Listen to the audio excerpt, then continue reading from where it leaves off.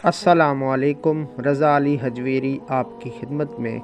गंज बख्श फैज़ आलम मज़हर नूर खुदा नाकिसारा पीर कामिल कामिल आरा रहनुमा।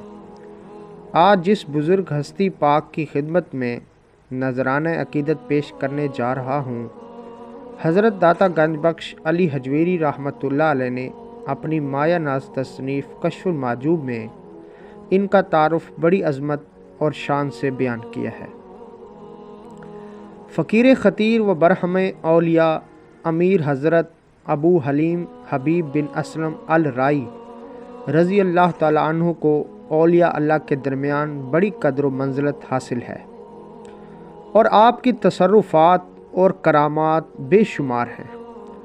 आप हज़रत सुलेमान फ़ारसी रज़ी अल्लाह ताला अन्हु के मुरीद हैं और इस हदीस नबवी सल्लल्लाहु अलैहि वसल्लम के रावी भी हैं कि मोमिन की नीयत उसके अमल से बेहतर है।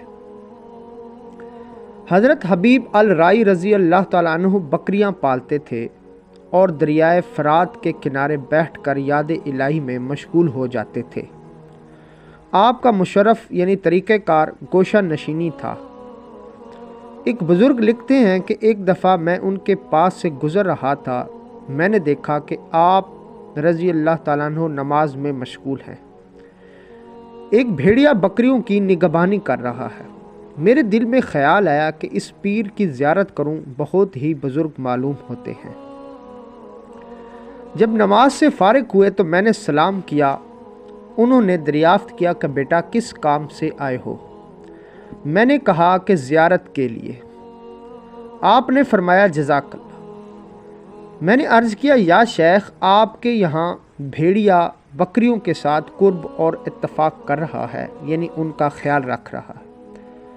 उन्होंने जवाब दिया, हाँ, ये इसलिए कर रहा है क्योंकि बकरियों का चरावा यानी मैं खुदा ताला के साथ कुर्ब और इत्तफ़ाक़ करता हूँ।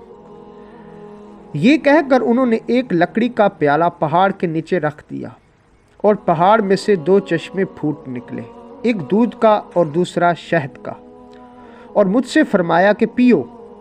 मैंने अर्ज़ किया या शेख, आपने ये मर्तबा कैसे पाया?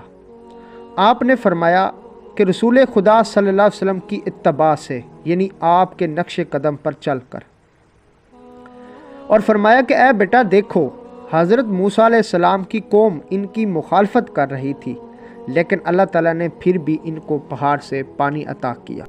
हज़रत मोहम्मद मुस्तफ़ा सल्लल्लाहु अलैहि वसल्लम का मकाम हज़रत मूसा अलैहिस्सलाम से ज़्यादा है।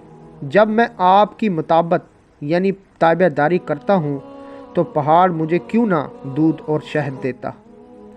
इसके बाद मैंने अर्ज़ किया कि आप मुझे कोई नसीहत फरमाएं, तो आपने फरमाया बेटा, दिल को हिरस का संदूक और बातिन को हराम की जगह ना बना। इसकी वजह यह है कि खलकत की हलाकत इन दो चीज़ों से होती है और निजात इन दो चीज़ों से परहेज़ में है। पाकिस्तान के मुख्तलिफ़ इलाक़ों में अराई नाम की एक कौम पाई जाती है, जो कि बुनियादी तौर पर अराई लफ्ज़ अल राई से निकला है, जिसका मतलब है बकरियां चराने वाला।